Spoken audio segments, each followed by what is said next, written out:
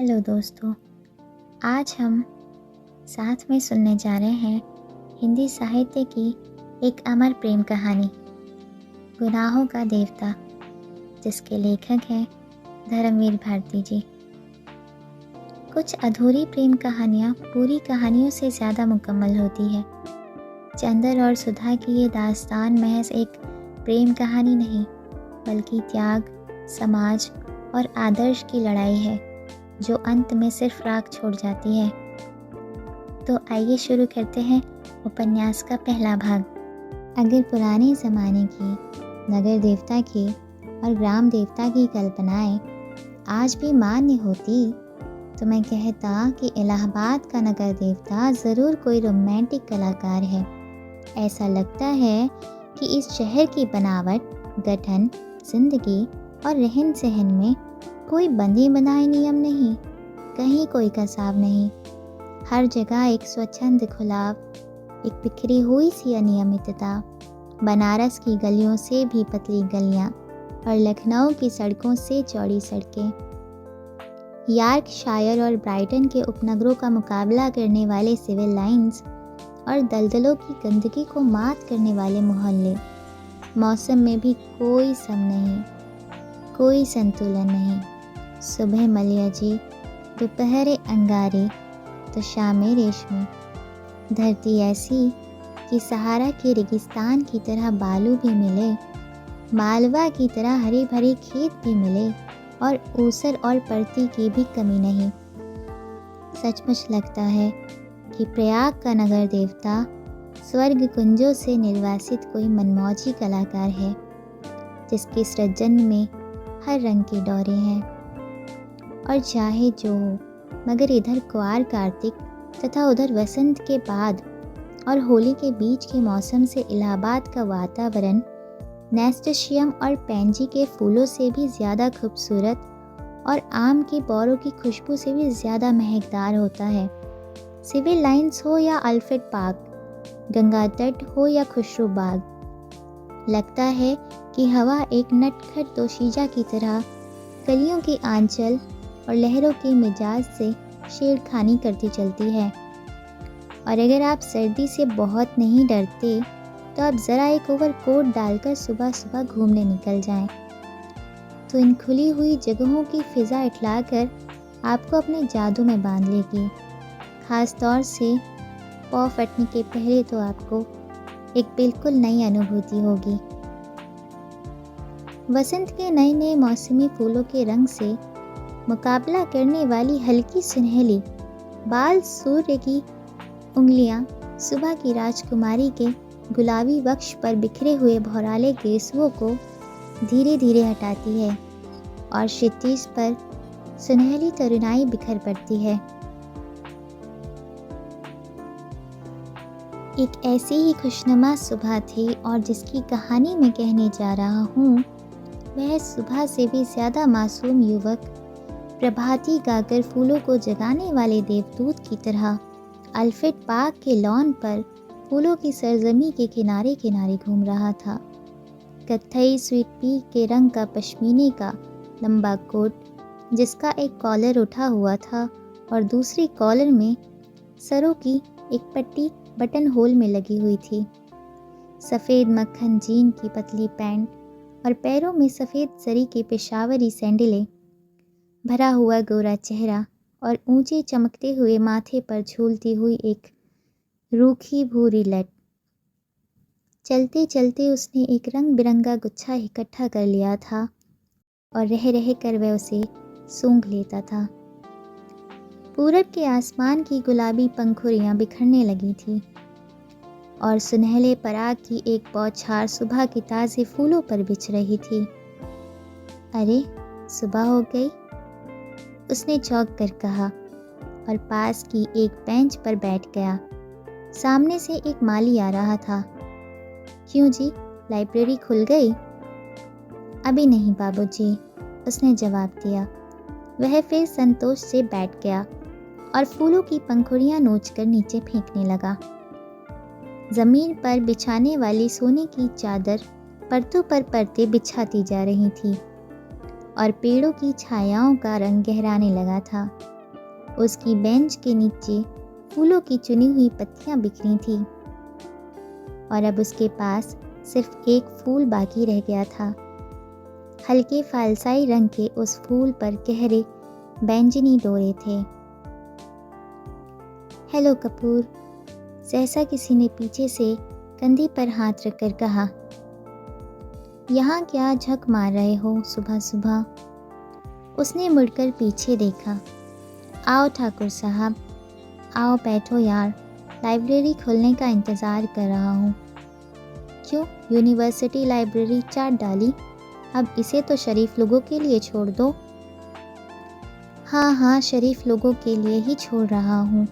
Doctor Shukla की लड़की है ना, वह इसकी मेंबर बनना चाहती है, तो मुझे आना पड़ा। उसी का इंतज़ार भी कर रहा हूँ। डॉक्टर शुक्ला तो पॉलिटिक्स डिपार्टमेंट में है। नहीं, गवर्नमेंट साइकोलॉजिकल ब्यूरो में। और तुम पॉलिटिक्स में रिसर्च कर रहे हो? नहीं, इकोनॉमिक्स में। बहुत अच्छे, तो उनकी लड़की को सदस्य बनवाने आए हो? कुछ अजब स्वर में ठाकुर ने कहा। छी, कपूर ने हंसते हुए कुछ अपने को बचाते हुए कहा, यार तुम जानते हो कि मेरा उनसे कितना घरेलू संबंध है। जब से मैं प्रयाग में हूँ उन्हीं के सहारे हूँ और आजकल तो उन्हीं के यहाँ पढ़ता लिखता भी हूँ। ठाकुर साहब हंस पड़े। अरे भाई, मैं डॉक्टर शुक्ला को जानता नहीं क्या? उनका सा भला आदमी मिलना मुश्किल है। तुम सफाई व्यर्थ में दे रहे हो। ठाकुर साहब यूनिवर्सिटी के उन विद्यार्थियों में से थे जो बराए नाम विद्यार्थी होते हैं, और कब तक वे यूनिवर्सिटी को सुशोभित करते रहेंगे इसका कोई निश्चय नहीं। एक अच्छे खासे रुपए वाले व्यक्ति थे और घर के ताल्लुकेदार, हंसमुख, फप्तियाँ कसने में मज़ा लेने वाले, मगर दिल के साफ, निगाह के सच्चे। बोले, एक बात तो मैं स्वीकार करता हूँ कि तुम्हारी पढ़ाई का सारा श्रेय डॉक्टर शुक्ला को है। तुम्हारे घर वाले कुछ खर्चा भेजते नहीं, उनसे अलग ही होकर आया हूँ। समझ लो कि इन्होंने किसी न किसी बहाने मदद की है। अच्छा आओ, तब तक लोटस पॉन्ड तक ही घूम ले। दोनों उठकर एक कृत्रिम कमल सरोवर की ओर चल दिए जो पास ही में बना हुआ था। सीढ़ियाँ चढ़कर ही उन्होंने देखा कि एक सज्जन किनारे बैठे कमलों की ओर एकटक देखते हुए ध्यान में तल्लीन है। छिपकली से दुबले पतले बालों की एक लट माथे पर झूमती हुई। कोई प्रेमी है या कोई फिलोसोफर है? देखा ठाकुर? नहीं यार, दोनों से निकृष्ट कोटि के जीव हैं। ये कवि हैं, मैं इन्हें जानता हूँ। ये रविंद्र बिसरिया है, एमए में पढ़ता है। आओ मिलाएं तुम्हें। ठाकुर साहब ने एक बड़ा सा घास का तिनका तोड़कर पीछे से चुपके से जाकर उसकी गर्दन गुदगुदाई। बिसरिया चौंक उठा, पीछे मुड़कर देखा और बिगड़ गया। ये क्या बदतमीजी है ठाकुर साहब? मैं कितने गंभीर विचारों में डूबा था। और सहसा बड़े विचित्र स्वर में आंखें बंद कर कर बिसरिया बोला, कैसा मनोरम प्रभात है। मेरी आत्मा में घोर अनुभूति हो रही थी। कपूर बिसरिया की मुद्रा पर ठाकुर साहब की ओर देखकर मुस्कुराया और इशारे में बोला, है यार शगल की चीज़, छेड़ो ज़रा। ठाकुर साहब ने तिनका फेंक दिया और बोले, माफ़ करना भाई बिसरिया, बात यह है कि हम लोग कवि तो हैं नहीं, इसलिए समझ नहीं पाते। क्या सोच रहे थे तुम? बिसरिया ने आंखें खोली और एक गहरी सांस लेकर बोला, मैं सोच रहा था कि आखिर प्रेम क्या होता है, क्यों होता है, कविता क्यों लिखी जाती है, फिर कविता के संग्रह उतने क्यों नहीं बिकते जितने उपन्यास या कहानी संग्रह। बात तो गंभीर है, कपूर बोला। जहाँ तक मैंने समझा और पढ़ा है, प्रेम एक तरह की बीमारी होती है, मानसिक बीमारी। जो मौसम बदलने के दिनों में होती है, मसलन कुआर कार्तिक या फागुन चैत। उसका संबंध रीढ़ की हड्डी से होता है और कविता एक तरह का सन्निपात होता है। मेरा मतलब आप समझ रहे हैं ना मिस्टर सिपरिया? सिबरिया नहीं, बिसरिया, ठाकुर साहब ने टोका। बिसरिया ने कुछ उजलत, कुछ परेशानी और कुछ गुस्से से उनकी ओर देखा और बोला, क्षमा कीजिएगा, आप या तो फ्राइडवादी हैं या प्रगतिवादी, और आपके विचार सर्वदा विदेशी हैं। मैं इस तरह के विचारों से घृणा करता हूँ। कपूर कुछ जवाब देने ही वाला था कि ठाकुर साहब बोले, अरे भाई, बेकार उलझ गए तुम। पहले परिचय तो कर लो आपस में। ये है श्री चंद्र कुमार कपूर, विश्वविद्यालय में रिसर्च कर रहे हैं, और आप हैं श्री रविंद्र बिसरिया, इस वर्ष एमए में बैठ रहे हैं, बहुत अच्छे कवि हैं। कपूर ने हाथ मिलाया और फिर गंभीरता से बोला, क्यों साहब, आपको दुनिया में और कोई काम नहीं रहा जो आप कविता करते हैं? बिसरिया ने ठाकुर साहब की ओर देखा और बोला, ठाकुर साहब, ये मेरा अपमान है, और उठ खड़ा हुआ। अरे बैठो बैठो, ठाकुर साहब ने हाथ खींचकर बिठा लिया। देखो कपूर का मतलब तुम समझे नहीं। उसका कहना है कि तुम में इतनी प्रतिभा है कि लोग तुम्हारी प्रतिमा का आदर नहीं करना जानते, इसलिए उन्होंने सहानुभूति में तुमसे कहा कि तुम और कोई काम क्यों नहीं करते, वरना कपूर साहब तुम्हारी कविता के बहुत शौकीन हैं, मुझसे बराबर तारीफ करते हैं। बिसरिया पिघल गया और बोला, क्षमा कीजिएगा, मैंने गलत समझा। अब मेरा कविता संग्रह छप रहा है, मैं आपको अवश्य भेंट करूंगा। और फिर बिसरिया ठाकुर साहब की ओर मुड़कर बोला, अब लोग मेरी कविताओं को इतनी मांग करते हैं कि मैं परेशान हो गया हूँ। अभी कल त्रिवेणी के संपादक मिले, कहने लगे अपना चित्र दे दो। मैंने कहा कि कोई चित्र नहीं है, तो पीछे बढ़ गए। आखिरकार मैंने आइडेंटिटी कार्ड उठाकर दे दिया। वाह, कपूर बोला, मान गए आपको हम। तो आप राष्ट्रीय कविताएं लिखते हैं या प्रेम की? जब जैसा अवसर हो, ठाकुर साहब ने जड़ दिया। वैसे तो ये वारफ्रेंड का कवि सम्मेलन, शराबबंदी कॉन्फ्रेंस का कवि सम्मेलन, शादी ब्याह का कवि सम्मेलन, साहित्य सम्मेलन का कवि सम्मेलन, सभी जगह बुलाए जाते हैं। बड़ा यश है इनका। बिसरिया ने प्रशंसा से मुग्ध होकर देखा, मगर फिर एक गर्व का भाव मुंह पर लाकर गंभीर हो गया। कपूर थोड़ी देर चुप रहा, फिर बोला, तो कुछ हम लोगों को भी सुनाइए ना। अभी तो मूड नहीं है, बिसरिया बोला। ठाकुर साहब बिसरिया को पिछले 5 सालों से जानते थे। वे अच्छी तरह जानते थे कि बिसरिया किस समय और कैसे कविता सुनाता है। अतः बोले, ऐसे नहीं कपूर, आज शाम को आओ, ज़रा गंगा जी चलें, कुछ बोटिंग रहे, कुछ खाना पीना रहे, तब कविता भी सुनना। कपूर को बोटिंग का बेहद शौक था। फौरन राजी हो गया और शाम का विस्तृत कार्यक्रम बन गया। इतने में एक कार उधर से लाइब्रेरी की ओर गुजरी। कपूर ने देखा और बोला, अच्छा ठाकुर साहब, मुझे तो इजाज़त दीजिए, अब चलूं लाइब्रेरी में। वो लोग आ गए। आप कहाँ चल रहे हैं? मैं ज़रा जिम खाने होकर आता हूँ। अच्छा भाई, तो शाम को पक्की रही। बिल्कुल पक्की, कपूर बोला और चल दिया। लाइब्रेरी के पोर्टिको में कार रुकी थी और उसके अंदर ही डॉक्टर साहब की लड़की बैठी थी। क्यों सुधा, अंदर क्यों बैठी हो? तुम्हें ही देख रही थी चंदर। और वह उतर गई। दुबली पतली, नाटी सी, साधारण सी लड़की, बहुत सुंदर नहीं, केवल सुंदर, लेकिन बातचीत में बहुत दुलारी। चलो अंदर चलो, चंदर ने कहा। वे आगे बढ़ी, फिर ठिठक गई और बोली, चंदर, एक आदमी को 4 किताबें मिलती हैं। हाँ, क्यों? तो उसने बड़े भोलेपन से मुस्कुराते हुए कहा, तो तुम अपने नाम से मेंबर बन जाओ और 2 किताबें हमें दे दिया करना, बस ज़्यादा काम क्या करेंगे? नहीं, चंदर हंसा।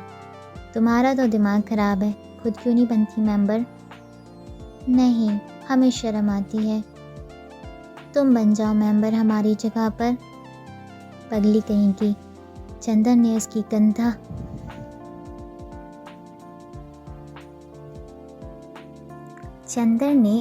कंधा पकड़कर आगे ले चलते हुए कहा, वाह रे शर्म, अभी कल ब्याह होगा तो कहना चंदर हमारी जगह तुम बैठ जाओ।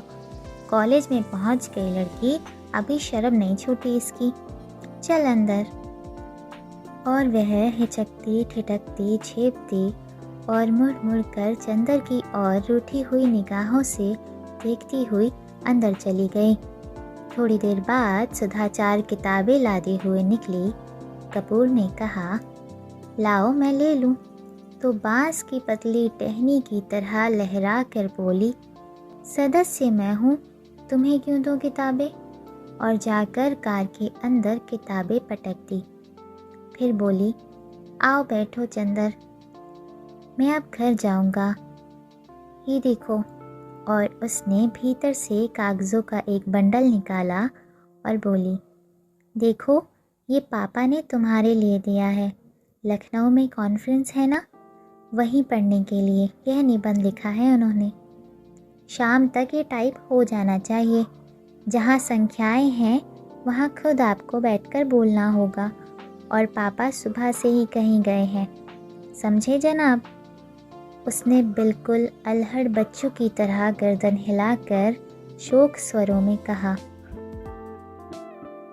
कपूर ने बंडल ले लिया और कुछ सोचता हुआ बोला, लेकिन डॉक्टर साहब का हस्तलेख इतने पृष्ठ शाम तक कौन टाइप कर देगा? इसका भी इंतज़ाम है। और अपने ब्लाउज में से एक पत्र निकालकर चंदर के हाथ में देती हुई बोली, ये कोई पापा की पुरानी ईसाई छात्रा हैं, टाइपिस्ट। इसके घर मैं तुम्हें पहुंचाए देती हूँ। मुखर्जी रोड पर रहती है ये। उसी के यहाँ टाइप करवा लेना और यह खत उसे दे देना। लेकिन अभी मैंने चाय नहीं पी। समझ गए। अब तुम सोच रहे होगे कि इसी बहाने सुधा तुम्हें चाय भी पिला देगी। सो मेरा काम नहीं है जो मैं चाय पिलाऊं, पापा का काम है ये। चलो आओ। चंदर जाकर भीतर बैठ गया और किताबें उठाकर देखने लगा। अरे, 4 कविता की किताबें उठा लाई। समझ में आएगी तुम्हारे, क्यों सुधा? नहीं, चिढ़ाते हुए सुधा बोली, तुम कहो तुम्हें समझा दे। इकोनॉमिक्स पढ़ने वाले क्या जाने साहित्य। अरे मुखर्जी रोड पर ले चलो ड्राइवर। चंदर बोला, इधर कहाँ चल रहे हो? नहीं, पहले घर चलो। सुधा बोली, चाय पी लो तब जाना। नहीं, मैं चाय नहीं पीऊँगा। चाय नहीं पीऊँगा। सुधा की हंसी में दूधिया बचपन छलक उठा। मुंह तो सूख कर गोभी हो रहा है और चाय नहीं पियेंगे। बंगला आया तो सुधा ने महराजन से चाय बनाने के लिए कहा और चंदर को स्टडी रूम में बिठाकर प्याले निकालने के लिए चल दी। वैसे तो यह घर, यह परिवार चंद्र कपूर का अपना हो चुका था, जब से वह अपनी माँ से झगड़कर प्रयाग भाग आया था पढ़ने के लिए। यहाँ आकर बीए में भर्ती हुआ था और कम खर्च के ख्याल से चौक में एक कमरा लेकर रहता था। तभी डॉक्टर शुक्ला उसके सीनियर टीचर थे और उसकी परिस्थितियों से अवगत थे। चंदर की अंग्रेज़ी बहुत ही अच्छी थी और डॉक्टर शुक्ला उससे अक्सर छोटे छोटे लेख लिखवा कर पत्रिकाओं में भिजवाते थे। उन्होंने कई पत्रों के आर्थिक स्तंभ का काम चंदर को दिलवा दिया था और उसके बाद चंदर के लिए डॉक्टर शुक्ला का स्थान अपने संरक्षक और पिता से भी ज़्यादा हो गया था। चंदर शर्मीला लड़का था, बेहद शर्मीला। कभी उसने यूनिवर्सिटी के वजीफ़े के लिए भी कोशिश न की थी, लेकिन जब बीए में वह सारी यूनिवर्सिटी में सर्वप्रथम आया तब स्वयं इकोनॉमिक्स विभाग ने उसे यूनिवर्सिटी के आर्थिक प्रकाशनों का वैतनिक संपादक बना दिया था। एमए में भी वह सर्वप्रथम आया और उसके बाद उसने रिसर्च ले ली। उसके बाद डॉक्टर शुक्ला यूनिवर्सिटी से हटकर ब्यूरो में चले गए थे। अगर सच पूछा जाए तो उसके सारे कैरियर का श्रेय डॉक्टर शुक्ला को था, जिन्होंने हमेशा उसकी हिम्मत बढ़ाई और उसको अपने लड़के से बढ़कर माना। अपनी सारी मदद के बावजूद डॉक्टर शुक्ला ने उससे इतना अपनापन बनाए रखा कि कैसे धीरे धीरे चंदर सारी गैरियत खो बैठा, यह उसे खुद नहीं मालूम। यह बंगला, इसके कमरे, इसके लॉन, इसकी किताबें, इसके निवासी, सभी कुछ जैसे उसके अपने थे और सभी का उससे जाने कितने जन्मों का संबंध था। और यह नन्ही दुबली पतली रंगीन चंद्र किरण सी सुधा, जब आज से वर्षों पहले ये 7वीं पास करके अपनी बुआ के पास से यहाँ आई थी, तब से लेकर आज तक कैसे वह भी चंदर की अपनी होती गई थी, इसे चंदर खुद नहीं जानता था। जब वह आई थी तब वह बहुत शर्मीली थी, बहुत भोली थी। 8वीं में पढ़ने के बावजूद वह खाना खाते वक्त रोती थी, मचलती थी तो अपनी कॉपी फाड़ डालती थी। और जब तक डॉक्टर साहब उसे गोदी में बिठाकर नहीं मनाते थे, वह स्कूल नहीं जाती थी। 3 बरस की अवस्था में ही उसकी माँ चल बसी थी और 10 साल तक वह अपनी बुआ के पास एक गांव में रही थी। अब 13 वर्ष की होने पर गांव वालों ने उसकी शादी पर जोर देना और शादी न होने पर गांव की औरतों ने हाथ नचाना और मुंह मटकाना शुरू किया, तो डॉक्टर साहब ने उसे इलाहाबाद बुलाकर 8वीं में भर्ती करा दिया। जब वह आई थी तो आधी जंगली थी। तरकारी में घी कम होने पर वह महराजन का चौका झूठा कर देती थी और रात में फूल तोड़कर ना लाने पर अक्सर उसने माली को दांत भी काट खाया था। चंदर से ज़रूर वह बेहद डरती थी, पर ना जाने क्यों चंदर भी उससे नहीं बोलता था।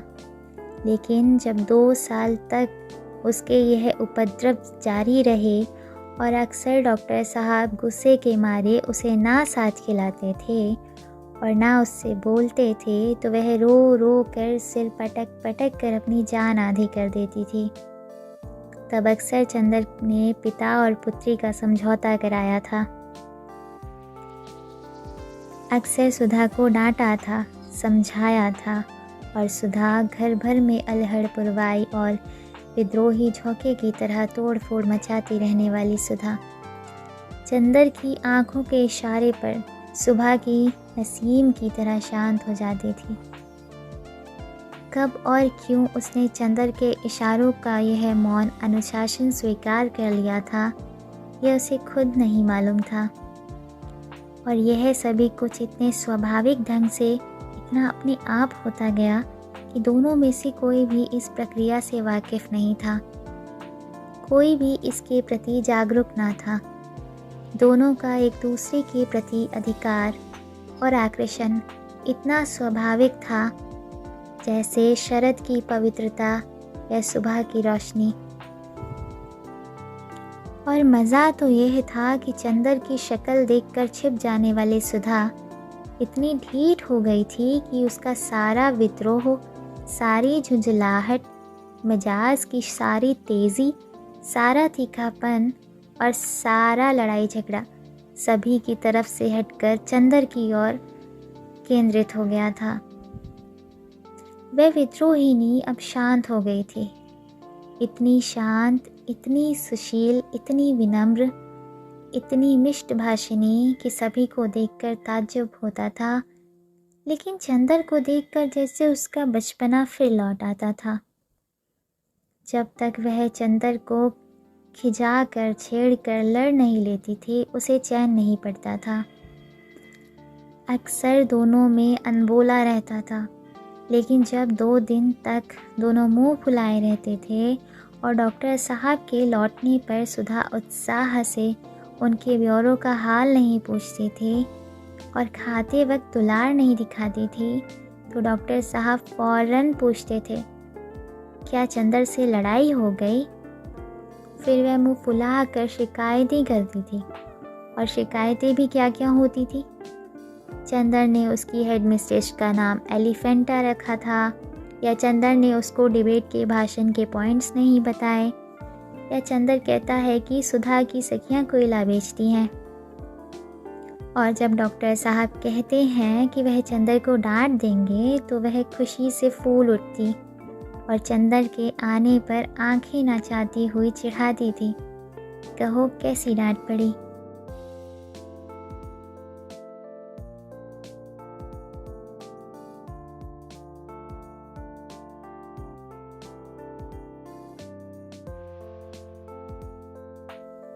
वैसे सुधा अपने घर की पुरखिन थी। किस मौसम में कौन सी तरकारी पापा को माफिक पड़ती है, बाजार में चीज़ें क्या भाव हैं, नौकर चोरी तो नहीं करता, पापा कितने सोसाइटी के मेंबर हैं, चंदर के इकोनॉमिक्स के कोर्स में क्या है, यह सभी उसे मालूम था। मोटर या बिजली बिगड़ जाने पर वह थोड़ी बहुत इंजीनियरिंग भी कर लेती थी और मातृत्व का अंश तो उसमें इतना था कि हर नौकर और नौकरानी उससे अपना दुख कह देते थे। पढ़ाई के साथ साथ घर का सारा कामकाज करते हुए उसका स्वास्थ्य भी कुछ बिगड़ गया था और अपनी उम्र के हिसाब से कुछ अधिक शांत, संयम, गंभीर और बुजुर्ग थे। मगर अपने पापा और चंदर इन दोनों के सामने हमेशा उसका बचपन इटलाने लगता था। दोनों के सामने उसका हृदय उन्मुक्त था और स्नेह बाधाहीन। लेकिन हाँ, एक बात थी, उसे जितना स्नेह और स्नेह बड़ी फटकारे और स्वास्थ्य के प्रति चिंता अपने पापा से मिलती थी, वह सब बड़े निस्वार्थ भाव से वह चंदर को दे डालती थी। खाने पीने की जितनी परवाह उसके पापा उसकी रखते थे, ना खाने पर या कम खाने पर उसे जितने दुलार से फटकारते थे, उतना ही ख्याल वह चंदर का रखती थी। और स्वास्थ्य के लिए जो उपदेश उसे पापा से मिलते थे, उसे और भी स्नेह से पाग कर वह चंदर को दे डालती थी। चंदर कै बजे खाना खाता है, यहाँ से जाकर घर पर कितनी देर पड़ता है, रात को सोते वक्त दूध पीता है या नहीं, इन सब का लेखा जोखा उसे सुधा को देना पड़ता। और जब कभी उसके खाने पीने में कोई कमी रह जाती तो उसे सुधा की डांट भी खानी पड़ती थी। पापा के लिए सुधा अभी बच्ची थी और स्वास्थ्य के मामले में सुधा के लिए चंदर अभी बच्चा था। और कभी कभी सुधा की स्वास्थ्य चिंता इतनी ज़्यादा हो जाती थी कि चंदर बेचारा जो खुद तंदुरुस्त था घबरा उठता था। एक बार सुधा ने कमाल कर दिया। उसकी तबीयत खराब हुई और डॉक्टर ने उसे लड़कियों का एक टॉनिक पीने के लिए बताया।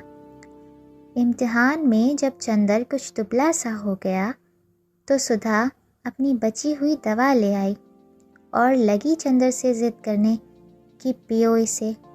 जब चंदर ने किसी अखबार में उसका विज्ञापन दिखाकर बताया कि लड़कियों के लिए है ये, तब कहीं जाकर उसकी जान बची। इसीलिए जब आज सुधा ने चाय के लिए कहा तो उसकी रूह कांप गई, क्योंकि जब कभी सुधा चाय बनाती थी तो प्याले के मुंह तक दूध भरकर उसमें 2-3 चम्मच चाय का पानी डाल देती थी, और अगर उसने ज़्यादा स्ट्रॉन्ग चाय की मांग की तो उसे खालिस दूध पीना पड़ता था। और चाय के साथ फल और मेवा और खुदा जाने क्या क्या। और उसके बाद सुधा का इसरार, ना खाने पर सुधा का गुस्सा, और उसके बाद की लंबी चौड़ी मनोहार, इस सब से चंदर बहुत घबराता था। लेकिन जब सुधा उसे स्टडी रूम में बिठाकर जल्दी से चाय बना लाई तो उसे मजबूर होना पड़ा और बैठे बैठे निहायत बेबसी से उसने देखा कि सुधा ने प्याले में दूध डाला और उसके बाद थोड़ी सी चाय डाल दी। उसके बाद अपने प्याले में चाय डालकर और 2 चम्मच दूध डालकर आप ठाठ से पीने लगे और बेतकल्लुफ़ी से दूध या चाय का प्याला चंदर के सामने खिसका कर बोली, पीछे नाश्ता आ रहा है। चंदर ने प्याले को अपने सामने रखा और उसे चारों तरफ घुमाकर देखता रहा कि किस तरफ से उसे चाय का अंश मिल सकता है। जब सभी ओर से प्याले में क्षीर सागर नजर आया तो उसने हार कर प्याला रख दिया। क्यों पीती क्यों नहीं? सुधा ने अपना प्याला रख दिया। पिए क्या, कहीं चाय भी हो?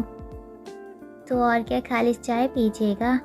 दिमागी काम करने वालों को ऐसी ही चाय पीनी चाहिए।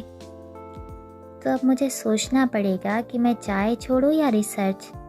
ना ऐसी चाय मुझे पसंद, ना ऐसा दिमागी काम। लो, आपको विश्वास नहीं होता? मेरी क्लास फेलो है गेसु काज़मी, सबसे तेज़ लड़की है। उसकी अम्मी उसे दूध में चाय उबाल कर देती है। क्या नाम है तुम्हारी सखी का? गेसु? बड़ा अच्छा नाम है।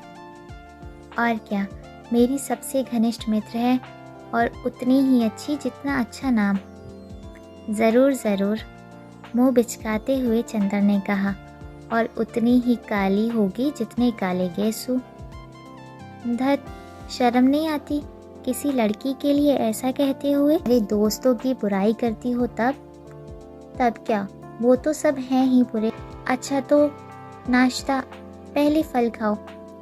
और वह प्लेट में छील छील कर संतरा रखने लगी। इतने में जो ही वह झुककर एक गिरे हुए संतरे को नीचे से उठाने लगी कि चंदर ने झट से उसका प्याला अपने सामने रख लिया और अपना प्याला उधर रख दिया और शांत चित्त से पीने लगा। संतरे की फांकें उसकी ओर बढ़ाते हुए जो ही उसने एक घूंट चाय ली तो वह चौंक कर बोली, अरे ये क्या हुआ? कुछ नहीं, हमने उसमें दूध डाल दिया। तुम्हें दिमागी काम बहुत रहता है, चंदर ने ठाठ से चाय घूंटते हुए कहा। सुधा कुड़ गई, कुछ बोली नहीं। चाय खत्म करके चंदर ने घड़ी देखी। अच्छा लाओ, क्या टाइप कराना है? अब बहुत देर हो रही है। बस यहाँ तो 1 मिनट बैठना बुरा लगता है आपको। हम कहते हैं कि नाश्ते और खाने के वक्त आदमी को जल्दी नहीं करनी चाहिए। बैठिए ना। अरे तो तुम्हें कॉलेज की तैयारी नहीं करनी है? करनी क्यों नहीं है? आज तो गेसु को मोटर पर लेते हुए तब जाना है। तुम्हारी गेसु और कभी मोटर पर चढ़ी है? जी, वह साबिर हुसैन काज़मी की लड़की है। उसके यहाँ 2 मोटरें हैं और रोज़ तो उसके यहाँ दावतें होती रहती हैं। अच्छा, हमारी तो दावत कभी नहीं की। हाँ, गेसु के यहाँ दावत खाएंगे इसी मुँह से। जनाब, उसकी शादी भी तय हो गई है, अगले जाड़ों तक शायद हो भी जाए। छी, बड़ी खराब लड़की हो। कहाँ रहता है ध्यान तुम्हारा? सुधा ने मजाक में पराजित कर बहुत विजय भरी मुस्कान से उसकी ओर देखा। चंदर ने छेप कर निगाह नीची कर ली तो सुधा पास आकर चंदर का कंधा पकड़कर बोली, अरे उदास हो गए? नहीं भैया, तुम्हारा भी ब्याह तय कराएंगे, घबराते क्यों हो?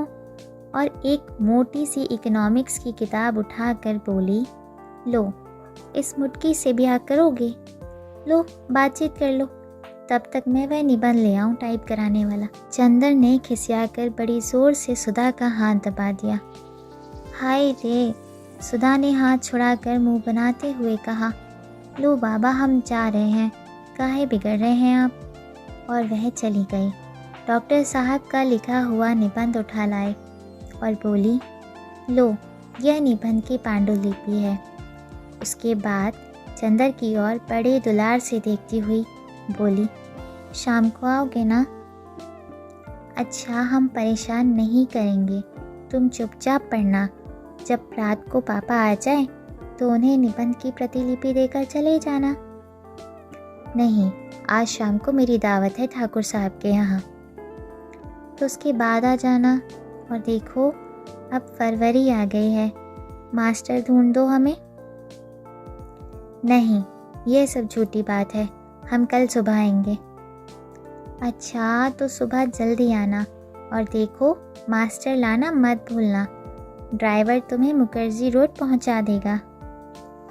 वह कार में बैठ गया और कार स्टार्ट हो गई कि फिर सुधा ने पुकारा। वह फिर उतरा। सुधा बोली, लो, यह लिफाफा तो भूल ही गए थे, पापा ने लिख दिया है, उसे दे देना।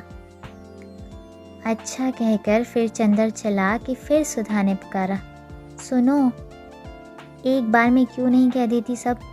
चंदर ने झल्लाकर कहा, अरे बड़ी गंभीर बात है, देखो वहाँ कुछ ऐसी वैसी बात मत कहना लड़की से, वरना उसके यहाँ 2 बड़े बड़े बुलडॉग हैं।